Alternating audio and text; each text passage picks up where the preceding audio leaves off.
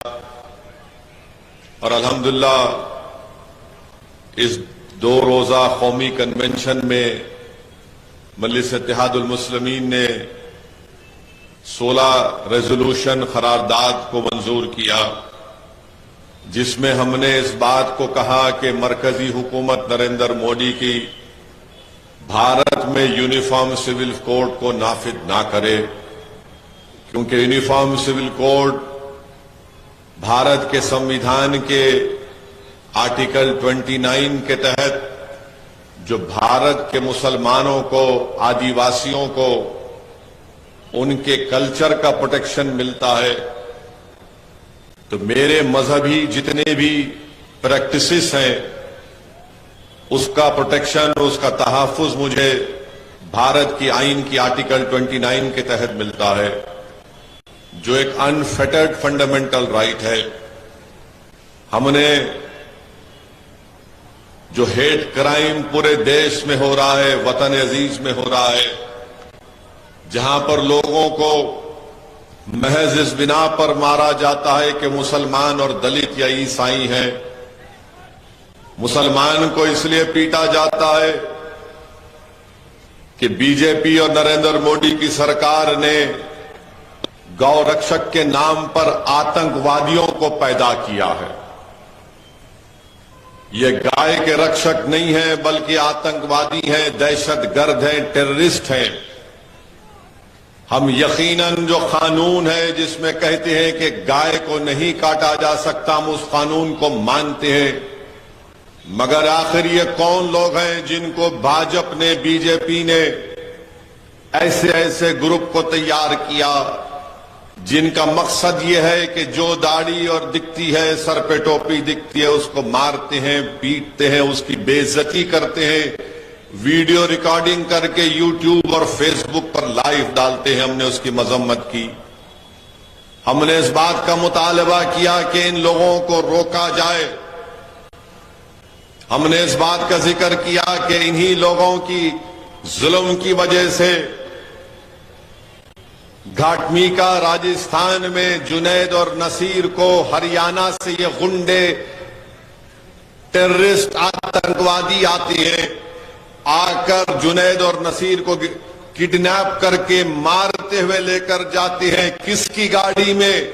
हरियाणा हुकूमत की गाड़ी में, जहां पर बीजेपी की सरकार है।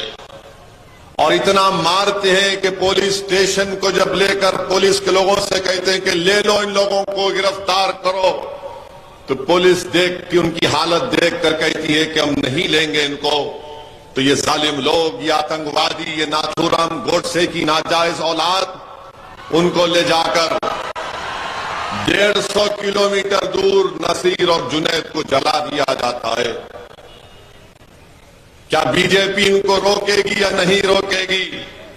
मजलिस ने इस बात का मुतालबा किया कि पीलू हो, रगबर हो, इखलाक, कि मैं मुसलमानों के हाथ में कुरान और दूसरे हाथ में कंप्यूटर दूंगा।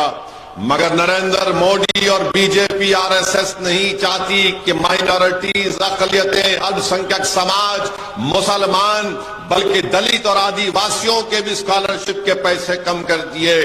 भारत के वजीर आजम नहीं चाहते हैं कि हमारे बच्चे, हमारी बेटियां स्कॉलरशिप के पैसों सर लेकर जो तालीम हासिल कर रही थी, ताकतवर बन रही थी, इनको इनके हक को मालूम हो रहा था, तो उसको बंद करने के लिए बजट को कम कर दिया।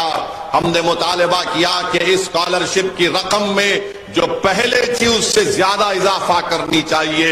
आज मजलिस ने एक रेजोल्यूशन पास किया और ये कहा कि बीफ के नाम पर, ये अजीब बात है कि मेघालय में अब इलेक्शन हुआ तो वहां पर बीजेपी का लीडर कहता है कि मेघालय में बीफ बैन नहीं होगा, मगर महाराष्ट्र में बीफ बैन है। गोवा में बीफ बैन नहीं है, मगर महाराष्ट्र में बीफ बैन है। शायद वहां पर मेघालय में मम्मी बोलते, यहां पर मां बोलते हैं। अब आप बताइए कि अगर मोहब्बत होनी चाहिए तो हर जगह होनी चाहिए बीफ बैन के सिलसिले में। मेघालय का बीजेपी का सदर बोलता नहीं, यहां पर हम नहीं लगाएंगे। यहां पर खाएंगे। जब वक्त उनको जेल में डालकर उनकी जिंदगी को बर्बाद किया जा रहा है। हमने इस बात का मुतालबा किया कि चीन भारत की 2000 स्क्वायर किलोमीटर पर कब्जा करके बैठा है।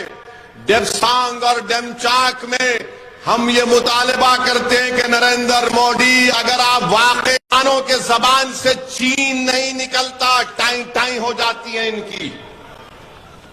अरे 2000 भारत की जमीन पर चीन कब्जा करके बैठा है। क्या तुम्हारी सरकार इनको नहीं निकाल सकती है? वो डेप्सांग और डेमचाक में चीन ऑल वेदर रोड बना चुका है, वहां पर बैठा हुआ है।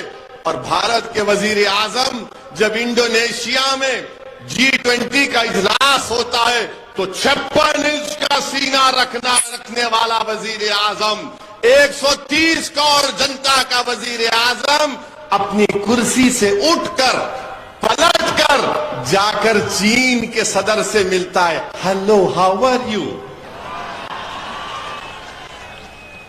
ये चीन जो हमारी 2000 स्क्वायर किलोमीटर पर कब्जा करके बैठा है, और ये तमाम संघ परिवार के चमचे, मोदी के अंधभक्त, जब उनसे कहा जाता है कि देखो ये देश का प्रधानमंत्री उठकर चीन से मिल रहा है, तो बोले क्या करना चाहिए था फिर?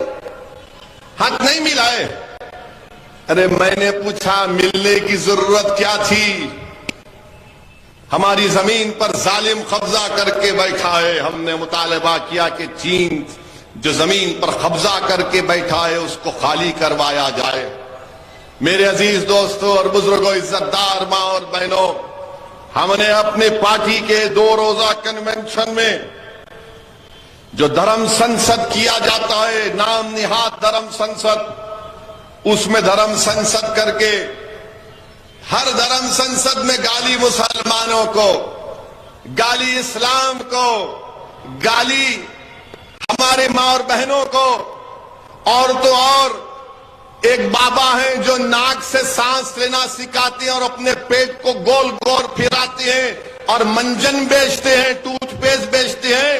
वो राजस्थान में जहां पर कांग्रेस की सरकार थी वहां पर जाकर का मुसलमान नमाज भी पढ़ता मगर ऐसा भी करता। बाबा आपको क्या मालूम इस्लाम के बारे में? अगर नहीं मालूम तो सीख लो, मगर झूठ तो मत बोलो। तुमने अनाप शनाप बका, बाबा पे कोई एक्शन नहीं। राजस्थान में कांग्रेस की सरकार है, एक FIR इशू करे, बाबा चले गए।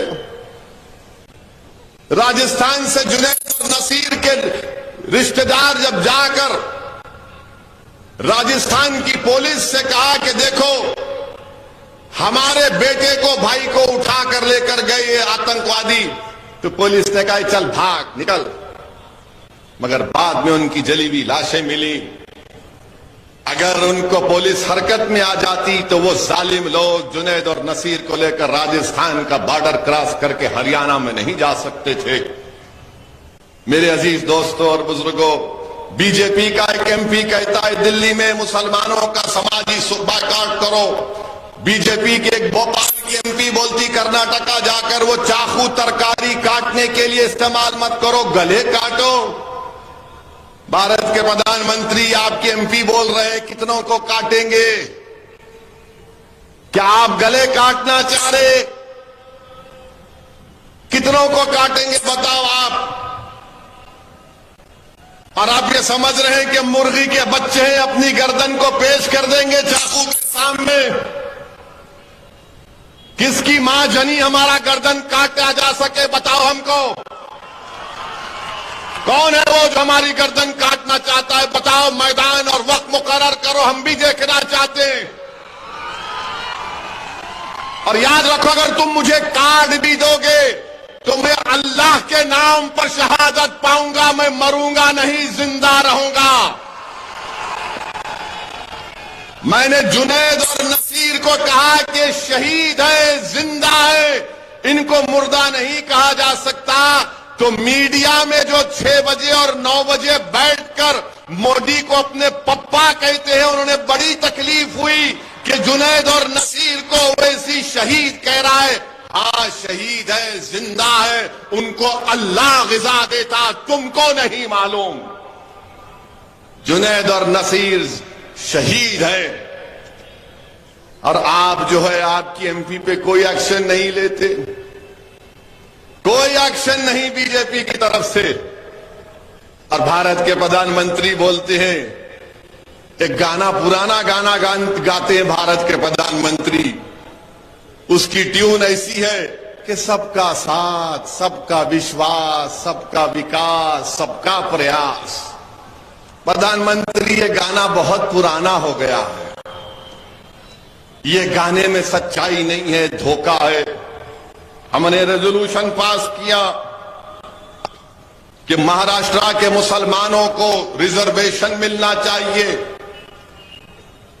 यहां पर उद्धव ठाकरे चीफ मिनिस्टर थे,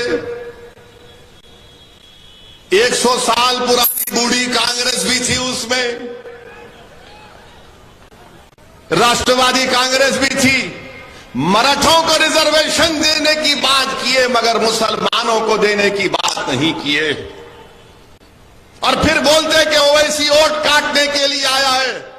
अरे बताओ कांग्रेसियों, तुम सत्ता में थे ना उद्धव ठाकरे के साथ, जो असेंबली में खड़े होकर कहा कि मैं और मेरी पार्टी ने 6 दिसंबर को बाबरी मस्जिद को शहीद किया।